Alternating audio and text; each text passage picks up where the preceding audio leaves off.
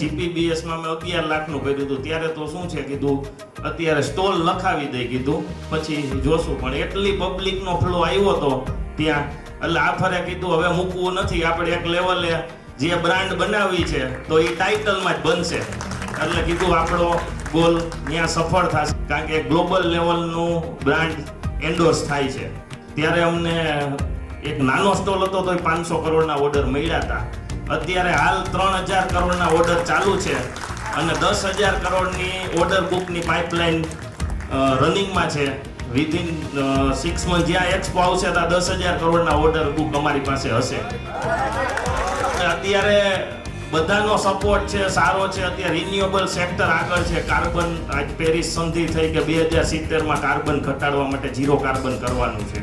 એના માટે અત્યારે આપણી મોદી સાહેબને એની ટીમ અત્યારે વર્ક કરે છે.